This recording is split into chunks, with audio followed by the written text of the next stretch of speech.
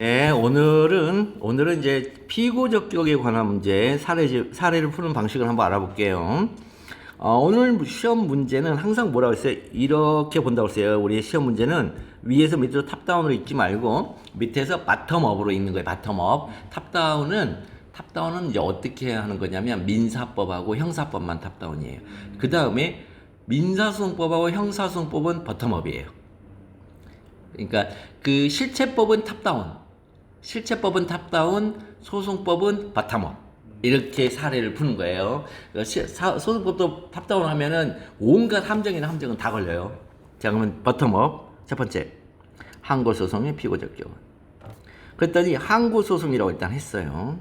그 다음에 앞에 동안구청장이 안양시장으로부터 문화재 현상 변경을 허가에 관한 사무를 내부 이임받아 자신의 명의로 가백에 위허가를 하였고 A 아파트 입주자들이 이에 대하여 항고소송을 제기한다. 이제 가정하에 자 항고소송의 피고적격은 이렇게 물어봤어요. 자 10점짜리죠. 10점짜리니까 문제의 소재 2점.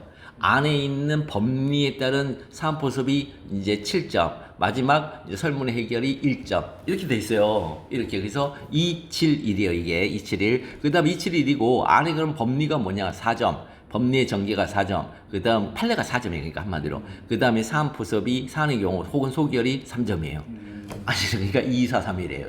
너무나 명쾌해요. 자, 한번 보겠어요. 이거 가지고 한번 보겠습니다. 자, 변시사령을 풀어가는 방법. 우리 누누이 말했지만, 변시사령을 풀어가는 방법. 자, 기본 접근법은 뭐다? 했더니, 판례요, 판례.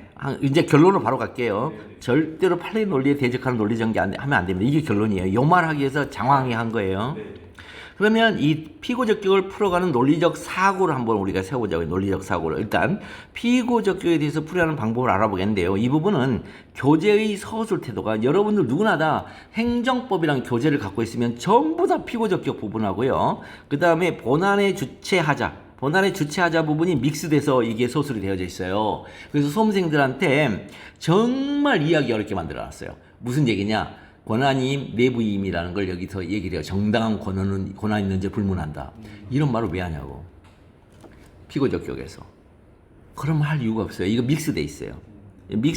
그래서 수험생들로 하여금 이해함이 있어서 더 어렵게 하고 있어요. 심플하게 접근하면 돼요, 여기요. 심플한 접근법이 무엇인지 함께 알아보겠습니다. 저한테 수업 들으면 이게 되게 쉬워져요.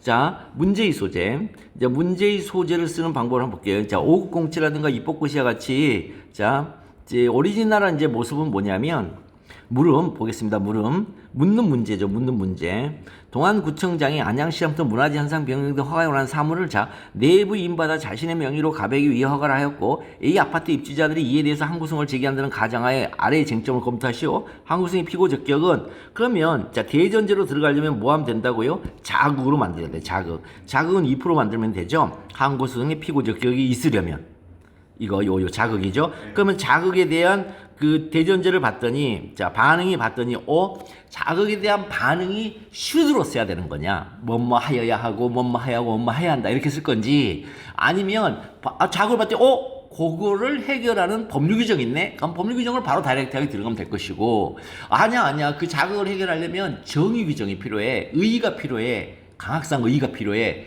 그렇게 들어가는 경우가 있어요. 그래서 이제 우리 보니까 피고적격의 의의를 썼던데 피고적격 의의 절대 쓰면 안 돼요. 피고적격의 의의는 이미 13조에 반영이 돼 있어요. 그 의의가 법률 규정으로 이미 반영이 돼 있어요. 보겠습니다. 어떻게 반영되어 있는지. 행정법 제13 항고소송의 피고적격이니까 자 38조 제1항 자 준용한 규정 13조 제1항 본문에 의하면 항고소송으로 말을 바꿔주고는 자 처분 등을 행한 행정정을 피고로 한다. 이미 안에 들어있어요. 예, 요렇게. 그러니까 의의를 쓸 필요가 없어요. 자, 대원 피협 재관행 중에 의의를 통해서 접근하는 대전제는 협의소액밖에 없어요. 나머지들은 전부 다 법률 규정이 있어요. 협의소액만 법률 규정이 없어요. 선생님, 13조 제2분이 협의소액 규정이 협의소액이라는 전체에서의 한 측면만 가르쳐요, 그게. 그것도 좀 이따 가르쳐 줄게요. 그럼 이제 이게 소고를 하고 이제 발굴하는데 소고할 이유가 없어요. 물어보는 게 곧 발굴이에요. 그러면 항고소송의 피고적격과 관련하여 자 안양시장과 동안구청장 가운데 어떤 행정청이 처분을 행한 행정청인지 문제되죠. 요걸로 요기 나오죠. 그럼 이제 정리를 하면은 안양시장과 동아구청장 가운데 어떤 행정청이 문화재 현상 변경 등 허가 처분을 행하는 행정청인지 문제된다만 여부로 바꿔주면 이게 발굴해요. 자, 요렇게 쓰는 게 오공채예요. 그래서 오공채에서는 어떻게 쓰냐면 문제의 소재, 그 다음에 대전제를 먼저 써요. 이게 먼저 쓰는 거 이거. 자, 행정소법 제38조 제1항, 제13조 제1항 본문에 의하면 항고소송은 처분을 한 행정청을 필요로 한다. 그 다음에 이제 물음을 그대로 써요. 동안구청장이 안양시장부터 문화재 현상 변경 등 허가에 관한 사무를 내부 임받아 자신의 명의로 가백에 의해 허가를 하였고 A아파트 입주자들이 이에 대해 항고소송을 제기한다는 가정하에 항고소송의 피고 적격과 관련하여 그 다음에 정리된 걸 써요. 안양시장과 동안구청장 가운데 어떤 행정청이 문화재 현상 변경 등 허가 처분을 행한 행정청인지 문제된다. 이렇게 써요. 얘네들은. 그런데 우리는 이성인이잖아. 이성인은 이 법률 규정에 주소만 써주면 돼요. 대전제. 자, 그래서 항고소송의 피고 적격과 관련하여 저 주소만 써줍니다. 자, 안양시장과 동안구청장 가운데 어떤 행정청이 자 주소 써줍니다. 행정소송법 이하동법 제38조 제1항 동법 제13조 제1항 본문 자에 의하여 처분행한 행정청인지 문제된다. 이렇게 씁니다. 우리는 이게 2점입니다. 이게 2점이에요. 뭐 어떤 2점이요? 자, 대전제 나왔고 그 다음에 대전제로부터 문제되는 처분을 행한 행정청을 빼냈어요. 이게 그러니까 두 개 빠졌으니까 2점이에요. 이게 2점. 그 다음에 자 뒤따른 목차 형식적 논리 일관성 유지 그대로 이제 이걸 그대로 이렇게 하면 되죠. 그래서 안양시장과 동안구청장 가운데 어떤 행정청이 문화재 현상 변경 허가 처분을 행하는 행정청인지 여부 요거 쓰면 되는 거죠. 그럼 요거를 이제 해결하는 이제 사고를 한번 해보자고요. 자, 피고 적격이 문제되는 경우. 피고 적격이 문제되는 경우는 자 기관 임사무인 경우에 문제가 돼요. 자, 이 독임제 행정청 기관 임사무가 아니고 독임제 행정청이 그냥 나왔어요. 건축법, 시장, 군수, 구청장의 허가를 받아야 된다. 이런 거는 피고 적격 문제 내지도 않아요. 이런 거는. 근데 위임을 했을 때 문제가 돼요. 위임을 했을 때 이 피고 적격이 문제가 돼요. 임의 없이 그냥 본인한테 법률로 본인의 권한이라고 규정된 걸 하면은 그거는 전혀 이상할 게 없어요. 그거는 문제 내지도 않아요. 그거. 자, 그러면 사무를 기관에 이임하는 이 방식이 두 개예요. 두 개. 바로 권한이임과 내부이임이에요. 자, 내부이임의 반대말이 대칭과 외부이임이 아니에요. 권한이임과 내부이임이 서로 대칭호 관계에 있어요. 이거 모르면 못 풀어 이것도. 자, 그래서 권한이임이라고 하는 이유가 뭐냐? 아니 권한을 위임했는데 기관 이임사무에서 그럼 뭘 이임해? 권한이요. 권한을 이임했는데 그럼 내부이임은 권한이임 아니에요? 이렇게 얘기하잖아요. 그럼 그것도 권한이임이잖아요. 근데 뭘 같은 권한이임인데 이건 권한이임이라고 이건 내부이니까 이렇게 하니까 못 알아들어 버린 거예요. 이게 약속된 용어예요. 어떤 약속된 용어냐? 이걸 알면 되는 거예요. 이걸 몰라요 학생들이. 저도 몰랐어요 초창기에. 법률의 명문 규정으로 사무를 기관에 이임하는 경우 근데 식품위생법 제 몇 조 표제어가 권한이임이에요. 표제어가 권한이임이에요. 표제어가 권한이임이 없으면 내부이임이에요. 표제어가 있어서 이임하면 권한이임이에요. 이런 거 못 들어보죠. 그러니까 이런 걸 들어야 뭘 알죠. 그러니까 참조점으로 몇 조 이렇게 꺽쇠 표시 권한이임 꺽쇠 표시하고 그 다음에 누구는 이렇게 이임할 수 있다. 이게 권한이임이에요. 이라고 하기 때문에 이걸 권한이임이라고 하는 거예요. 그러면 이런 이 표제어에 권한이임이란 표제어가 없이 한 이임은 내부이임. 자, 그래서 이러한 명문 규정이 없는 경우, 즉 권한이임이라는 표제어가 없는 그런 영역에서 위임을 우리가 내부이임이라 합니다. 이제 뭔지 아시겠죠? 저거 했으니까. 그래서 법률상의 모든 용어들은 특정 상황을 가리키는 약속된 용어임을 잊지 말아야 합니다. 즉 간주관성. 우리가 일상적으로 쓰는 용어가 아닙니다. 그러니까 일상적으로 쓰면요 권한이 뭐예요? 그러면요 대부분 이거 얘기 저한테 듣기 전에는 다 그래요. 권한을 임하는 거예요. 그럼 내부임은 뭐예요? 권한임인데요. 다 이렇게 얘기한단 말이에요. 그게 아니고 법률 규정에 꺽쇠 표시 권한이임이라는 규정의 근거에서 이임을 하면 권한이임. 그런 규정이 없는데도 불구하고 이임하면 내부이임. 아시겠죠? 네. 그 다음에 이제 그런 것을 모르면 그냥 내부적으로 이임하면 내부인가 보다 라고 단순하게 이해하게 돼서 사례풀이라는 과정에서 어느 지점에 가면 이 문제가 생겨. 턱하니 막히는 지점이 생겨요. 다 이런 사고들이 막히는. 그러니까 본인이 사례 문제를 풀이할 때 참 이렇게 슬슬 잘 내려가 어느 지점에 딱 걸린다. 이거는 어느 부분에선가 분명히 내가 일상적인 용어로 이해를 해버린 지점이 분명히 있다는 거예요. 그게. 약속된 용어대로 이해한 게 아니라. 자, 그래서 교재는 이러한 경우 권한이임의 경우에는 법률에 의하여 사무권한이 기관에게 이관되었죠. 때문에 수임기관이 자기 명의로 처분하므로 피고적 격이 있게 되고 그 처분에 대해서도 정당한 권한이 있다고 하는 거예요. 근데 내부임의 경우에는 위임기관이 피고적 격이 있게 되고 그 처분에 대해서도 위임기관이 정당한 권한을 가지고 있다고 하기 때문에 이 수임기관은 정당한 권한이 없게 돼요. 그러면서 내부임의 경우에는 수임기관이 자기 명의로 처분했다면 그 수임기관이 피고적 격을 갖게 된다고 서술하고 있어요. 이거. 자, 알고 읽으면 아무 말도 아닌데 모르고 읽으면 이게 뭔 말인가 할 정도로 이게 믹스해 놨단 말이에요. 이렇게. 이 결론이 뭐냐면 처분서에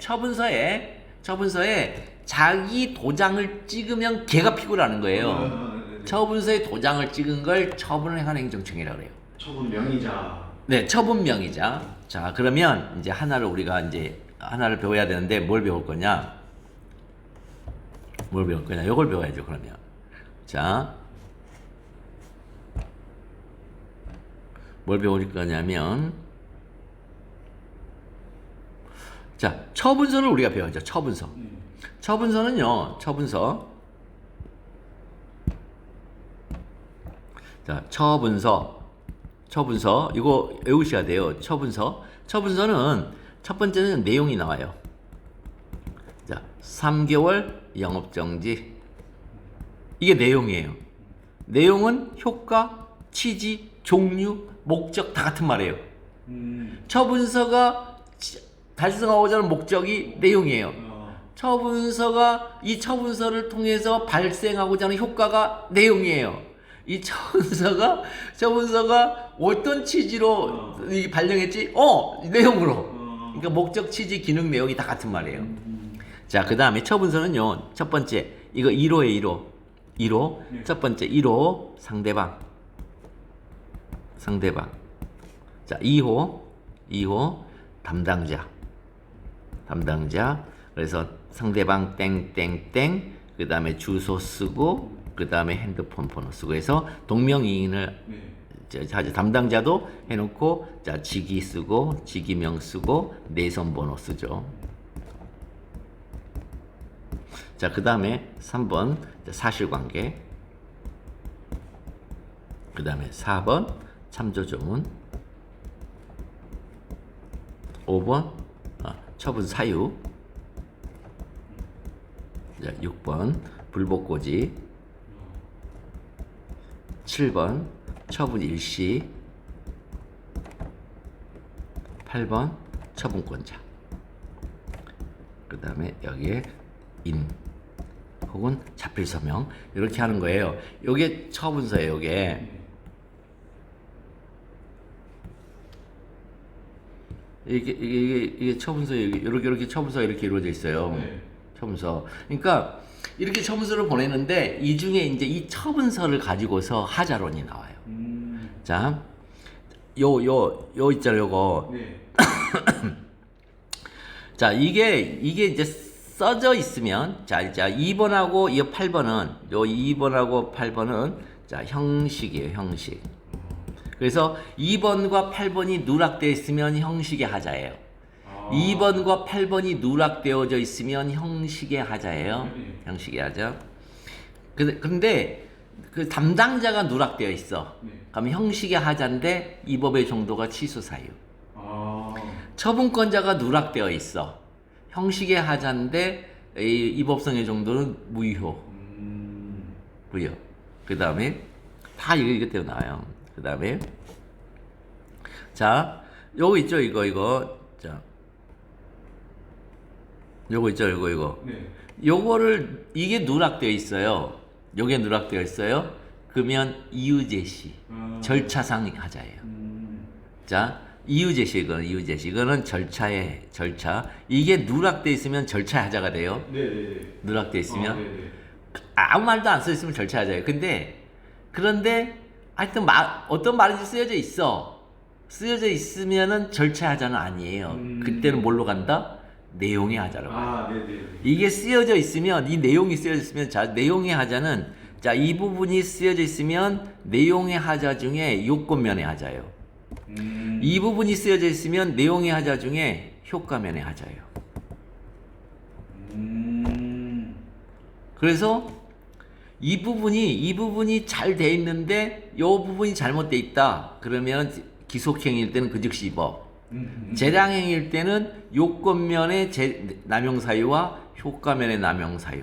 이게 들어봤는지 모르겠는데 목사평 부타지수예요. 그게. 목사가 비평을 하면 부타가 더럽게 재수없어 한다. 목사평 부타지수. 이게 남용사유 8개예요. 그러니까 이렇게 두 문자로 딱딱딱 알고 있어야지. 아니, 법학은 그 두 문자 밖에가 없어요. 저 이거 제가 미친 듯이 정리했다니까. 이거 들으면 깜짝 놀라는 거죠. 너무너무 쉬운 거예요. 행정법이라는 게. 너무너무 쉬운 거예요. 자, 그 다음에 상대방이 없잖아요.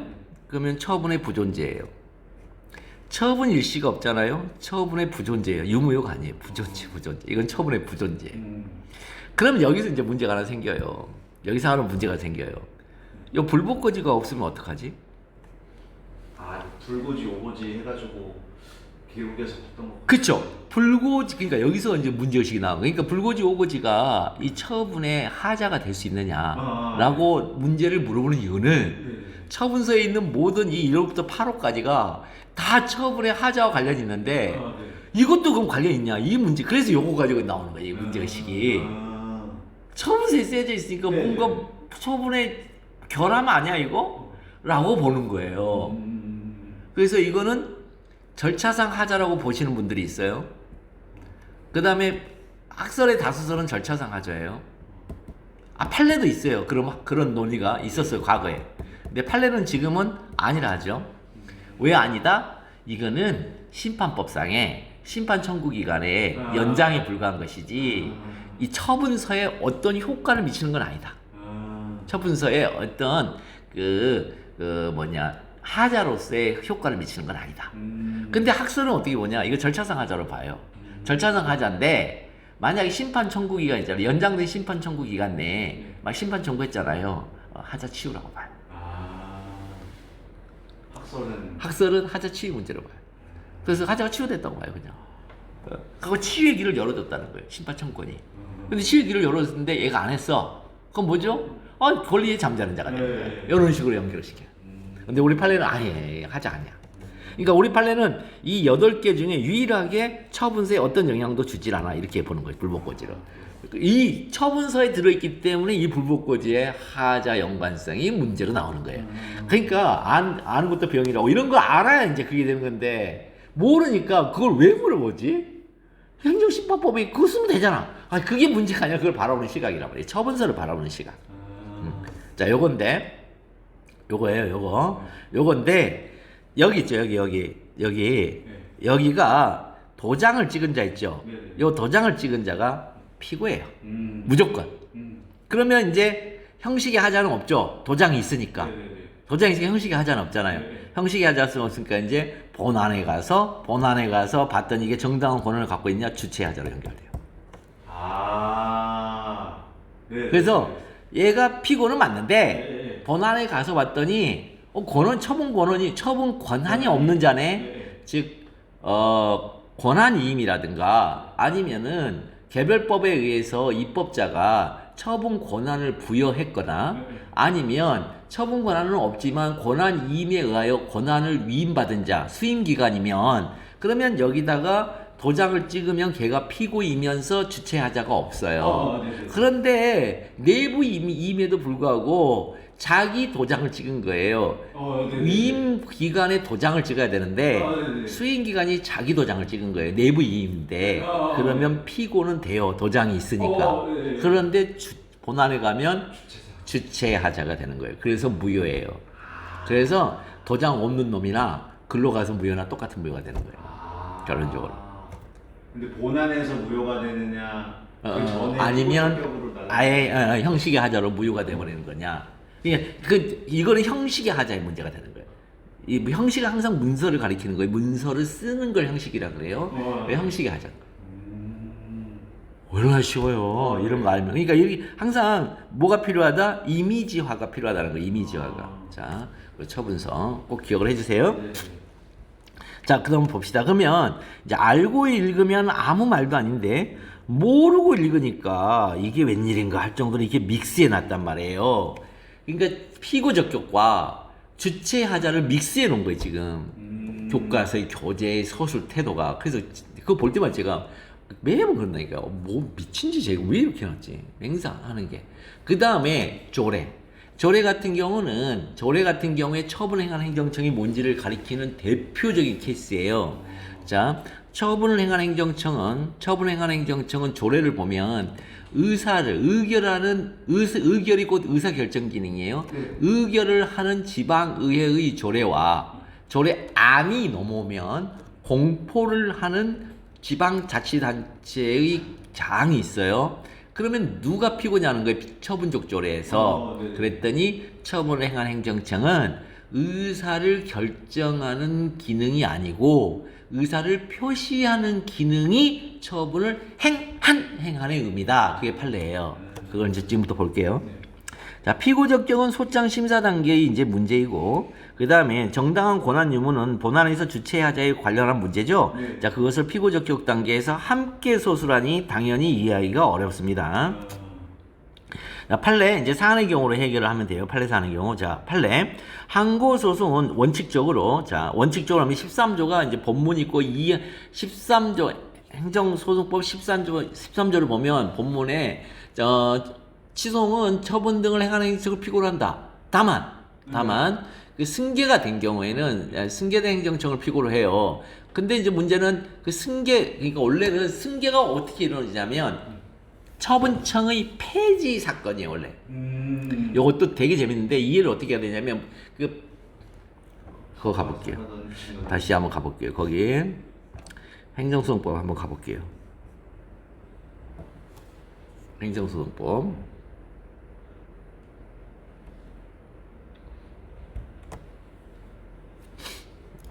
그러니까 항상 법을 가지고서 얘기를 해야 머리에 팍팍 들어오면서 사례 풀이가 가능하고 법에 대한 이해가 가능해요. 자, 13조를 보니까 피고적격 1항 취소 소송은 다른 법률에 특별한 규정이 없는 한 그 처분 등을 행하는 행정청을 피고를 한다. 여기서 다른 법률은 뭐냐면 그 대통령을 피고를 하잖아요. 그러면 법무부 장관이 나와요.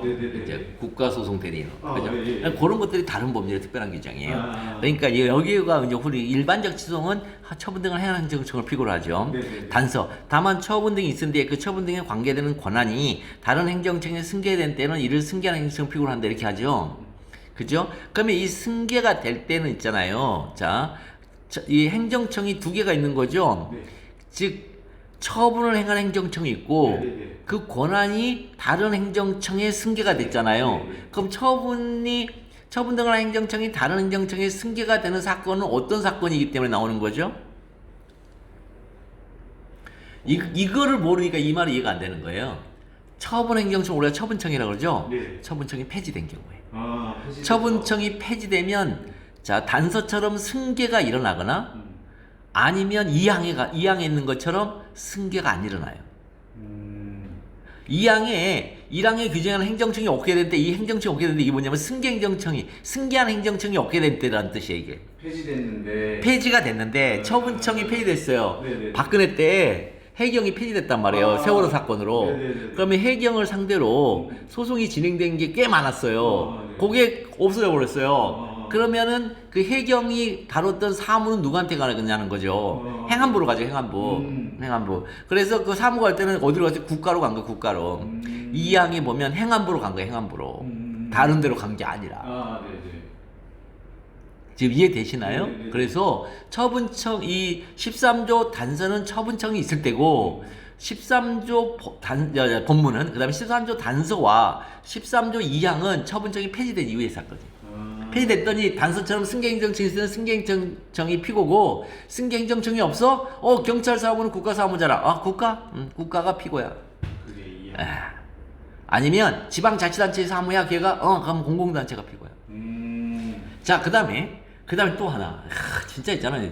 야, 쟤한테 안 들으면 모른다. 이 공공단체 있죠. 이 공공단체. 이 행정법에서 말하는 공공단체 있죠. 여러분들 공공단체 어떻게 배우냐면 공법상 사단, 공법상 재단, 영조물 법인 이거 다 공공단체로 배워요.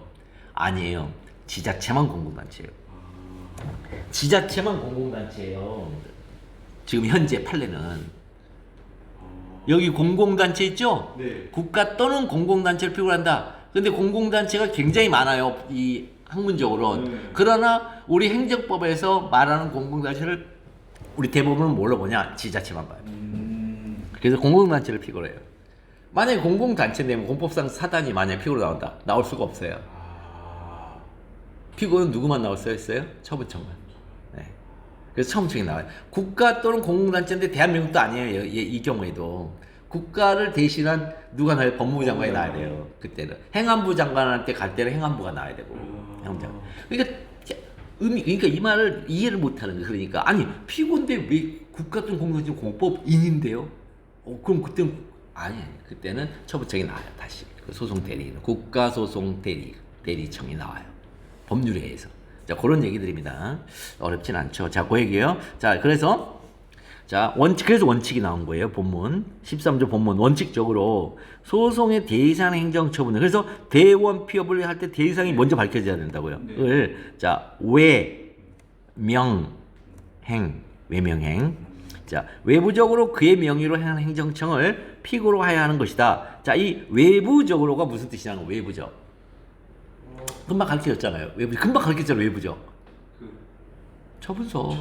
처분서를 가리키는 말이에요. 이 외부적으로란 말을 우리는 문학적으로 하면 외부적으로 그러니까 엑스테리어 네. 이렇게 하잖아요. 그래서 외부적으로 이렇게 하는데 그게 아니고 여기서는 처분 문서로 처분서로라고. 외부적으로란 말을 처분 문서를 가리키는 말이에요. 이게 약속된 용어예요. 그렇지만 외부적으로라고 쓸 수밖에 없어요. 말은 그렇지만 가리키는 건 처분 문서예요.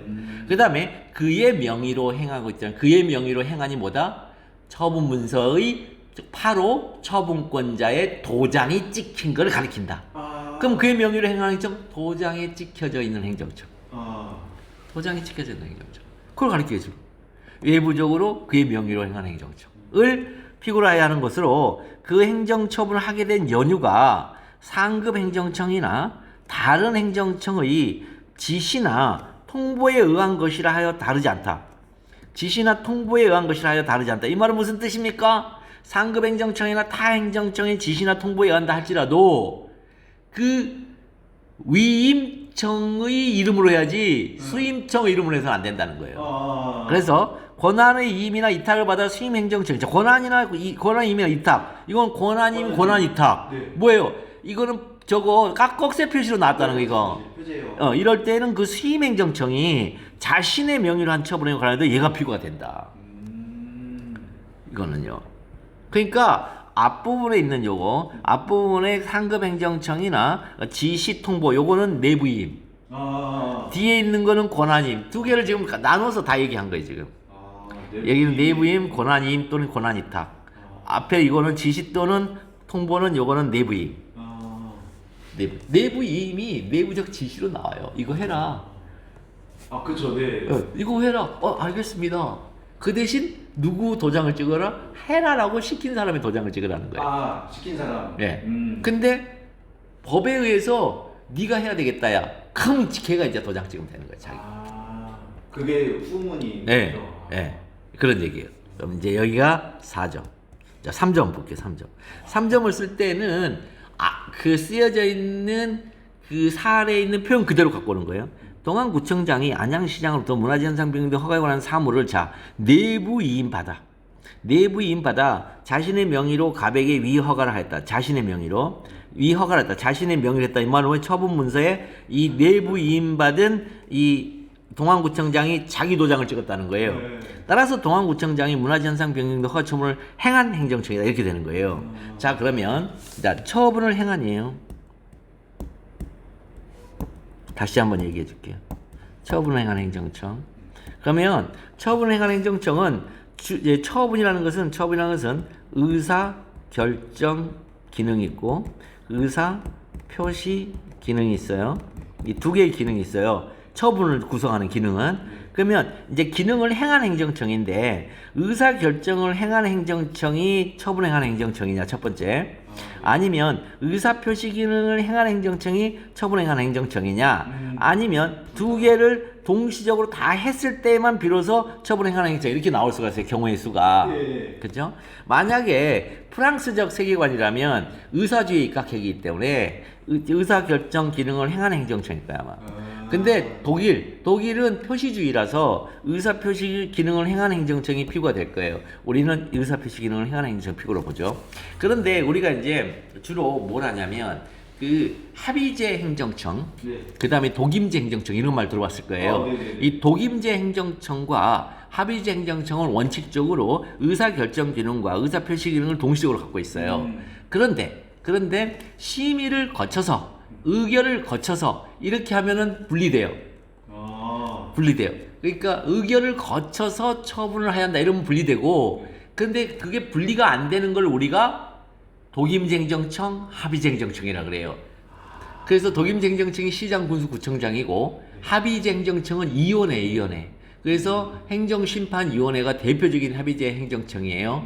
그 다음에 토지수용위원회가 이제 합의제 행정청이에요. 걔네들이 의사결정, 의사표시 다 해요.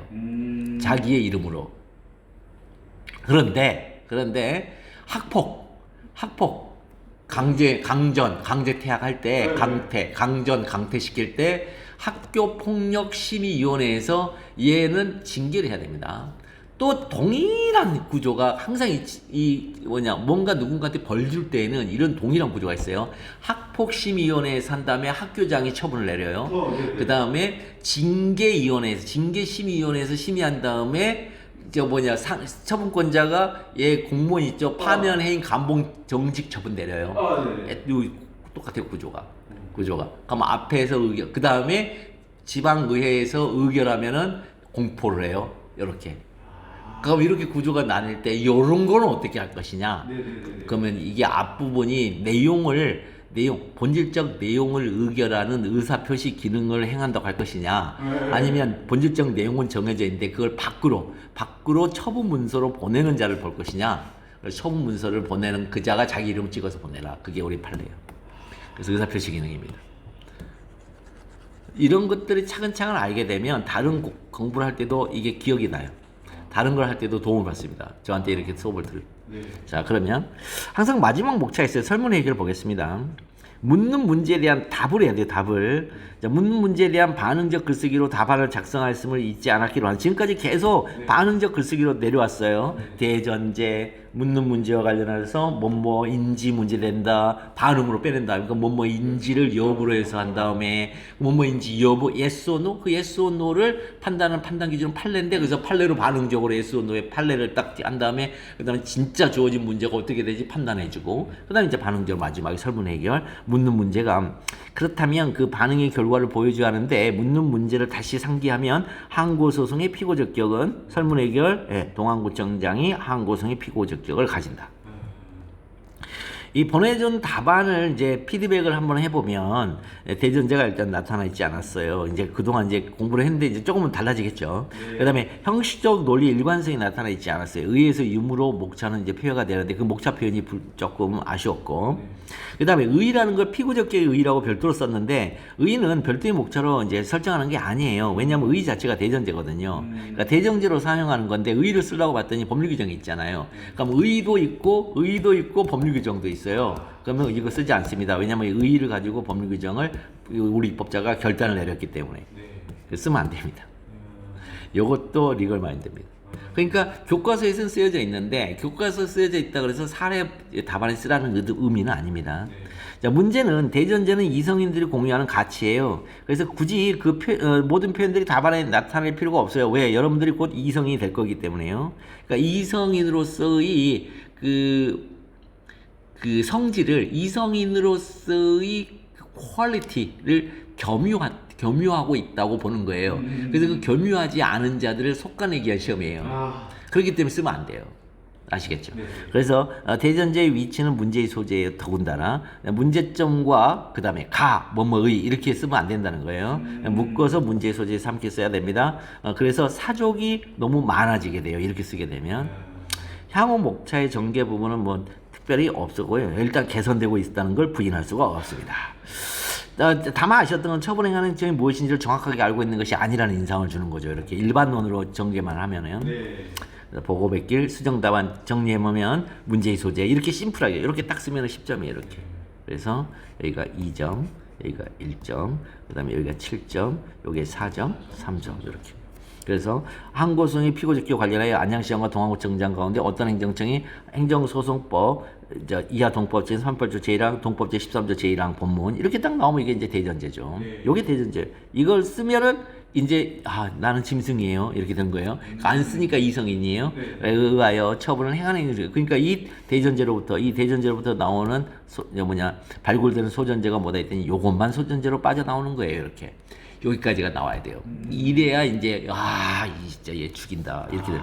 그다음에 요거 처분을 행하는 행정처인지 여부 문제된다가 그다음 외명행 행정소송법 항고소송은 원칙적으로 소송의 대상의 행정처분 등을 외명행 외부적으로 그의 명의로 행하는 행정청을 피고로 하는 것이다. 여기까지 딱 됐죠. 그럼 두 개로 나누죠. 두 개로. 첫 번째는 지시 통보에 의한 경우하고 그 다음에 권한 위임의 이탁을 받은 경우. 자, 그러면 그 행정처분을 하게 된 연유가 상급행정청이나 이 지시 통보에 의한 것이라 다르지 않죠. 왜? 지시 통보를 받았으면 원래는 수임기관에 했는데 내 이름으로 했어. 그게 내가 피고를 하는 거예요.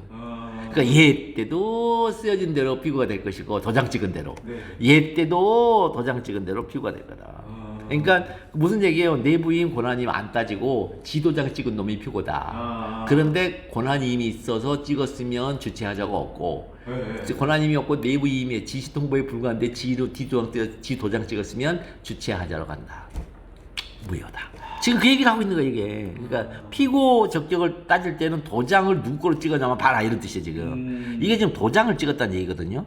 이게. 네. 그러니까 이런 경우에도 다르지 않고 이런 경우도 마찬가지다. 이 말은 뭐예요? 도장 찍은 놈이다 결국은. 지금 그 얘기를 하고 있잖아요. 자, 그래서 동안구청장이 안양시장부터 문화재현상 변경 등 허가에 관한 사무를 내부 임받아 자신의 명의로 가백에 허가를 하였다. 그러면 내부 임받아 자신의 이름으로 자신의 명의로 했어요. 그러면 동안구청장이 처분을 행하는 행정청이다. 피고가 아니라 처분을 행하는 행정청이다. 예. 지금 거기까지만 물어봤으니까. 네. 그럼 거기까지 해주고 마지막 설문회의가 그럴 테니까 걔가 항고성의 피고 적격을 가진다. 여기요. 자, 그 다음에 시송의 협의소의 다시 돌아가서 협의소에 할만하시죠? 너무 감사드려요. 너무 쉽지 않아요? 진짜 왜 이렇게 안 했는지 그동안 이런 생각 많이 드네요. 그러니까 이게 적어된 거예요. 그동안 시간만 잡아먹은 거예요. 어제 주연이도 저한테 그 얘기 해가지고 진짜. 형 그거 들어 이렇게. 자 여기 보면 지금 묻는 문제가 요거에 묻는 문제 밑으로 보는 거예요. 이 경우 가배 취소는 협의의 소익이 있는가 이렇게 물어봤어요. 근데 취소의 협의에서 이 경우가 어떤 경우냐 때 앞부분 그러니까 위에서부터 밑으로 떨어지니까 밑에서 위로 갑은 자신에 대한 전학 처분에 대하여 시도 학생 징계 조정위원회 위원회의 재심을 거쳐서 취소를 제기했어요. 위원회 재심. 근데 이 재심을 거치지 않으니까 상관없어요. 이거 아무 의미가 없고 그냥 취소를 제기했다. 근데 문제는 얘가 취소 소송이 즉 본안이 계속되는 과정에서 자진 전학을 해버렸다. 그러니까 지금 전학 처분이니까 강전이에요. 강제 전학을 해야 되는데 지가 자진 전학을 해버렸어요. 자, 요런 거예요. 그러면 이게 뭐예요? 목적 달성이죠. 강제 전학 처분의 목적이 뭐예요? 강제로 전학시키는 거잖아요.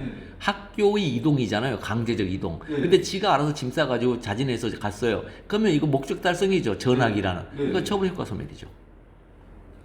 즉, 그 12조에 보면은, 행정소법 12조. 행정소법 12조를 보면, 이 문에 보면, 처분 등의 효과가, 위에 기간의 경과, 처분 등의 집행, 그 밖의 사유로 인하여 소멸된 뒤에도 이렇게 나오죠? 그럼 여기서 하나 질문. 그 밖의 하고 그 밖에 하고 이거 조심해야 돼요. 그거 의하고 에. 네, 그박 에는 폐쇄 시스템이에요. 하나, 둘, 셋, 넷 중에 하나, 둘 한 다음에 그박 에 하면 나머지 셋, 넷 두 개예요. 네네. 근데 그박 의는 이티스예요. 이세트라. 기타 등등이에요. 그럼 여기도 그박 의이기 때문에 기타 등등이에요. 그러면 그박 에는 우리가 어디서 봤죠? 그 이조이랑이고. 빙고 이조이랑 이러고에서 봤어요. 네네네. 그밖에 이해주라는 행정작용. 네네네. 그러면 그 글을 뭐로 보느냐가 문제가 돼버려요. 네네. 그래서 그 글을 행정행위로 보자가 판례예요. 그러면 행정행위 밖의 행정작용은 현재 행정작용은 7개밖에 없다고 일반적으로 얘기를 해요. 네네. 그 7개가 행정입법, 행정계획, 행정행위, 행정공법상 계약, 네. 행정상 사실행위, 행정지도, 사법형식의 행정작용. 이게 총 7개만 있어요. 네. 그러니까 그밖 에니까 행정이 빠졌으니까 뭐예요? 그밖 에는 6개밖에 없죠. 그러니까 그 6개 중에 뭐에 해당하지가 법적 성질론이라고 했잖아요, 제가. 맞아요. 네네네네. 그러면 이해준하는 뭐예요? 행정의 성질을 갖고 있는지. 그래서 그 6개 행정작용 중에 행정행위의 성질을 갖고 있으면 그 밖에 이해준하는 행정작용이 되는데 결론적으로 3개밖에 없다. 처분적 법규, 구속적 계획, 권력적 사실행. 말로는 수학이라니까요. 말로는 수학. 근데 여기는 그 밖의예요. 그럼 여기서부터 이제 이것도 한번 가르쳐 드릴게요. 자, 그러면 처분 등의 효과가 기간의 경우가 처분 등의 지방 그 밖의 사로 인하여 소멸됐어요. 뭐가 소멸됐어요? 효과가 소멸됐어요. 그 효과 소멸과 관련된 건 협의소액이에요. 효과 소멸은 협의소액을 가리키는 거예요. 네. 효과 소멸, 뭐예요? 처분의 효과의 상태를 가리키고 있어요. 원고적 격이 아니에요. 원고는 취소를 구할이에요. 구할. 네. 취소를 구할 법률상이 이게 뭐예요? 자, 취소를 구할이라는 것도 의미가 있어요. 취소를 구할이라는 것도 의미가 있어요. 진짜 이것도. 자, 취소를 구할도 의미가 있어요. 볼게요. 자, 처분서를 한번 봐볼게요. 이제 소장.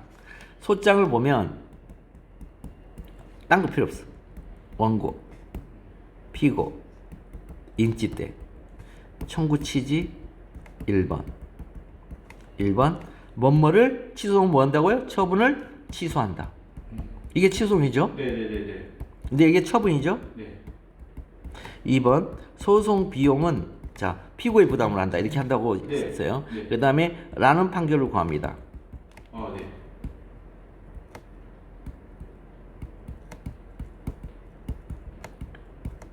그러면 자, 여기서 질문. 자, 우리 원고적 격 지금 하고 넘어왔죠? 네네. 원고적 격에 취소는 처분 등의 취소를 구할 법률상 있는 자가 제기할 수 있다. 이렇게 해놨죠? 네. 자, 취소를 구할 법률상의 이익이 뭐죠? 소장으로 보면. 소장으로 보면 청구 취지 아닌데 뭐뭐라는 판결을 구합니다. 네. 자, 이렇게 되는 거예요. 이렇게. 처분의 취소를 구할 법률상 이익이 있는 자. 이게 원고적 격이에요. 처분의 취소를 구할 법률상이 있는 자. 그래서 교재를 보면 법률상이 있는 자만 나온 거예요. 원고적 격에. 여기다 법률상이 있는 자. 그럼 처분의 취소를 구할은 뭐냐? 그걸 이제 처분의 취소를 구할 법률상이 있는 자 할 때 앞에 처분의 취소를 구할이 뭐죠? 이렇게 물어보면요. 소급 무효 통해서 그 처분을 소급 무효를 통해 가지고 권리 회복안 막 이렇게 막 얘기를 해요. 형식적 의미밖에 없다라는 교재를 쓴 게 있어요. 이게 형식적 의미밖에 없다. 즉 취소를 구한다 할 때 소급 무효를 구할 뭐 이런다든가 뭐 이렇게 접근하려고 하는 그런 평석들이 있어요. 서울대학 우리 박종현 교수님 뭐라고 하냐? 이 취소를 구한다는 것은 이 처분은 취소의 대상적 경이 있음이 검토를 하고 넘어왔고 네. 그 다음에 거기에 취소를 구한다 이 말은 어떤 실체적 의미가 있는 게 아니고 형식적 의미밖에 없다. 소장의 요걸 가리킨다. 취소를 구할 이렇게. 그러니까 취소를 구한다 이 말은 취소의 소장을 가리키는 얘기다. 거기에 원고에 뭘 써라? 법률상이 있는 자 이름을 써라. 그 의미로서 네. 형식적 의미만 있는 네. 것이다. 그래서 법률상 이게 의미가 뭐냐 했더니 근관보 개직구다. 그쵸. 그렇게 나오는 게 왜 취소를 구할 근관보 개직구가 아니 이런 말이 왜 안 들어가지? 그래서 안 들어가. 분리가 되어 있는. 네. 형식적 의미밖에 없단 말은 문서 안에서 찾아내는 것밖에 없다. 의미를. 근데 여기를 보면요. 여기 보면 이 처분 있잖아요. 처분. 네. 처분의 상태에 대해서는 이거 원고가 작성하잖아요. 소장을. 네네네. 원고가 작성하는 소장에는 처분의 상태에 대한 언급이 전혀 없어요. 이 처분의 상태에 대해서 말이 없어요. 네. 유무에 대한 말이 없어요. 유무에 대한. 그냥 처분을 취소한다예요. 네. 그죠? 네네네. 그러니까 여기 뒤에 보면 이제 소장 부분을 피고한테 보낸단 말이에요. 네네. 그럼 피고가 소장 부분에 대한 답변서를 이제 수소법원 기중 땡땡 법원 기중하면서 기중에 보내요. 네네. 귀중이라고 썼기 때문에 무조건 존댓말 써야 돼요. 네. 답변서도 존댓말, 그 다음에 기록형에서 소장도 소장 안에 쓰여 있는 청구 저기 원인 있죠. 다 네. 존댓말 써야 돼요. 귀중이에요. 기중이어야 돼요. 기중이 아니면 뭐만 한 달로 써도 돼요. 사실 진짜예요. 아니 진짜예요. 그 농담이 네. 아니고 네. 땡땡 법원 기중 이렇게 썼기 때문에 거기에 걸맞게 다 존댓말을 써줘야 돼요. 존댓말. 그런데 판결문은 반말로 나와요. 네네. 당연한 거예요, 그게요. 맞습니다. 그게 당연한 거예요. 그래서 당연한 거예요, 그게. 귀중을 했기 때문에 이렇게 밑으로 떨어지게 나온다고요, 판결문이. 그러면 그 답변서에 뭐라고 나오냐면 이 처분의 상태가 이상합니다. 처분의 상태 있죠. 이 상태를 가리키는 게 협의 소익이에요. 이 상태가 뭔지는 이론이 아니에요. 좀 바로 보겠습니다, 이제. 이 상태를 가리키는 거예요. 상태. 자, 예, 피고적 격이 아니고 협의의 소익에 대해서 풀이하는 방법을 알아보겠어요. 자, 이 부분도 교제의 서술 태도가 있잖아요. 이게 교제의 서술 태도가 수험생들로 하여금 이해함에 있어서 더 어렵게 하고 있어요. 여기도요. 여기도 심플하게 접근해야 돼요. 네네. 자, 보겠습니다. 자, 오리지널 550채로 쓰면요. 이렇게 먼저 써야 돼요. 자, 이 묻는 문제를 봤더니 가배수송은 협의 소익이 있는가? 그러면 자극 2% 바꿔주면 치송 협의 소익이 있으려면 이렇게 가잖아요. 네. 대전제 550채는 이거 대전제부터 먼저 쓰거든요. 여기는 정의로 시작합니다. 취소 소송의 협의 소익이란 정의예요. 행정소송법 4조 제1호에 취소 소송을 통한 권리부의 필요성이다. 이게 이 말이 정의예요.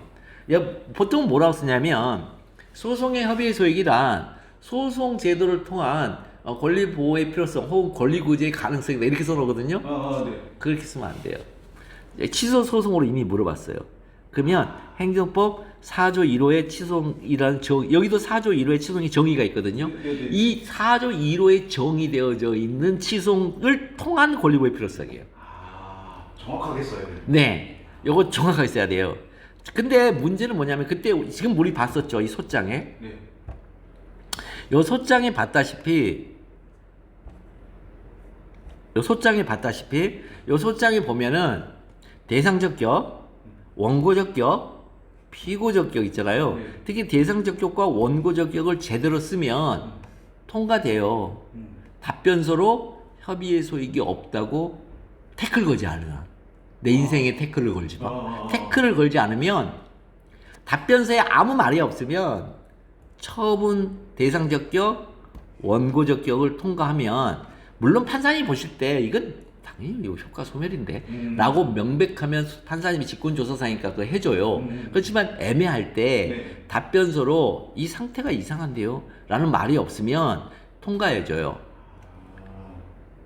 왜냐하면 원고가 협의 소익이 있다라는 것을 주장할 수가 없어요. 왜 없죠?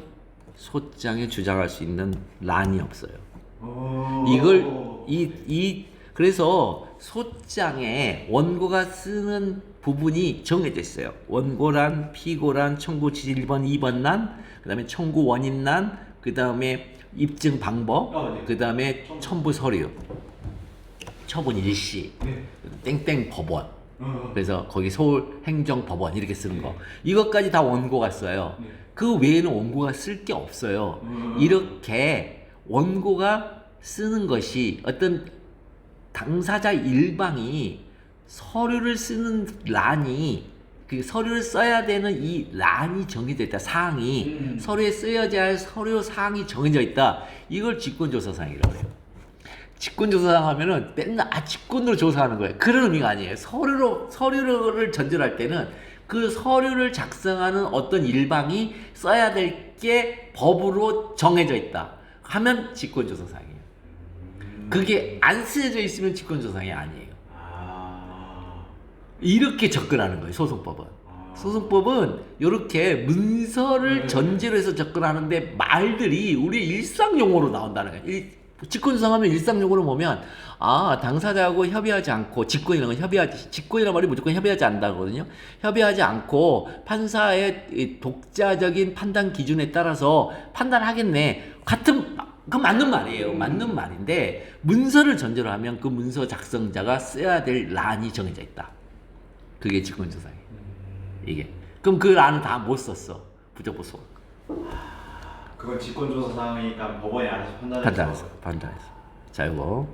그러니까 그런 것들을 알아야 우리가 제가 그래서 진짜 비법대 학생들한테는 특화된 강의 이게. 자, 그래서 법대에 나온 애들, 법학과 대학원 나온 애들은 이거 모른다니까요. 당연하다고 생각한다니까 이거. 자, 그래서 이제 이 말이 나오는 거예요. 가산점.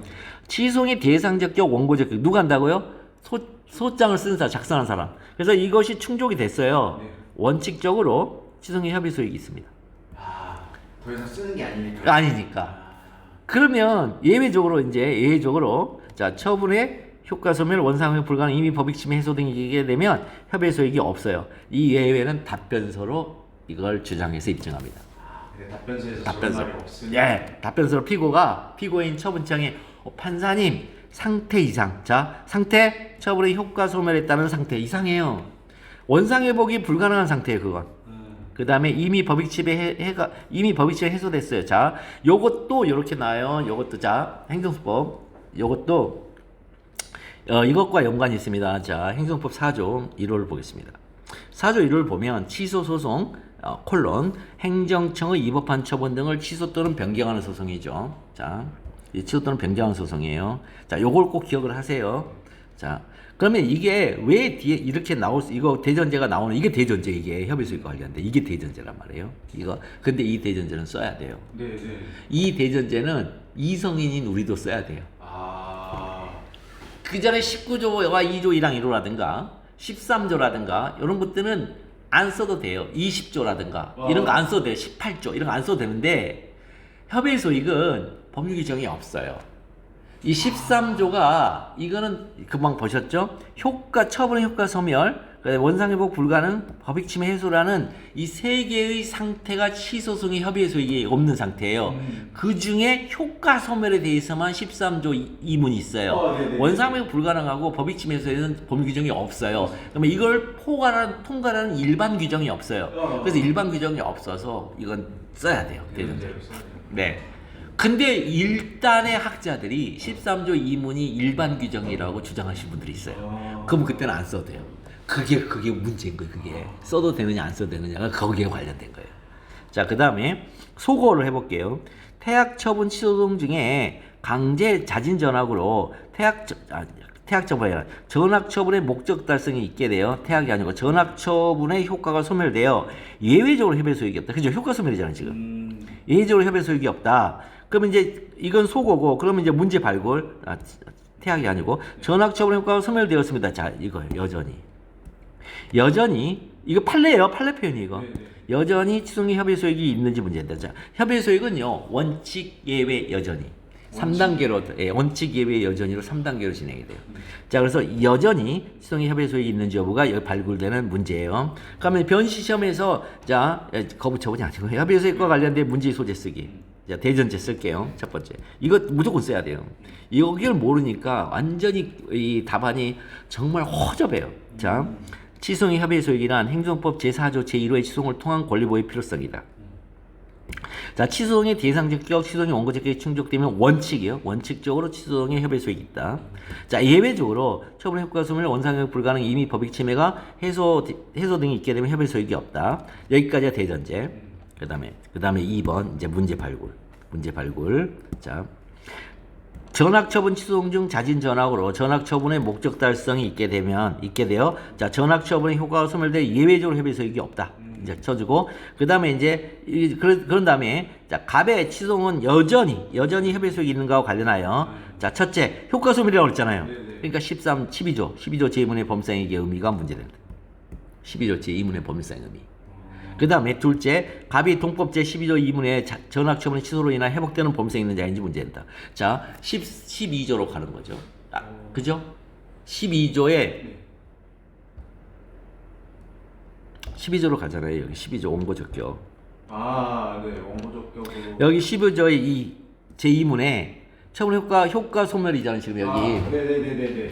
여기 효과 소멸. 네. 그러면 효과 소멸인데 여기에 법률상 이익도 있고요. 12조 제1문에 취소를 구할 법률상 이익이 있고 여기는 취소로 인하여 회복되는 법률상 이익이에요. 네네. 그럼 이 법률상 이익이 12조 안에 같이 있잖아요. 네네네. 그럼 이거는 같은 내용이냐는 거예요, 두 개가. 그래서 두 개를. 네. 그 다음에 근데 앞에는 형식적 의미여서 원고란에 쓰는 법률상 이익이다. 이건 제1문은. 네네네. 제2문은 효과 소멸과 관련된 법률상 이익이다. 네네네. 그럼 이건 협의 수익 규정이잖아. 네네. 그러니까 협의 수익 규정이어서 같은 의미는 아닐 거다라는 게 문제가 돼요. 그래서 법률상 이익의 의미를 그 쓰는 거예요. 그리고 나서 취소로 인하여 회복되는 법률상 이익은 자냐고 물어본 거예요, 지금. 그래서 첫째를 먼저 써야 네네네. 네. 이거 문제예요. 자, 그래서 여기까지 하고 조금 쉬었다가 네. 다시 또 합시다. 네.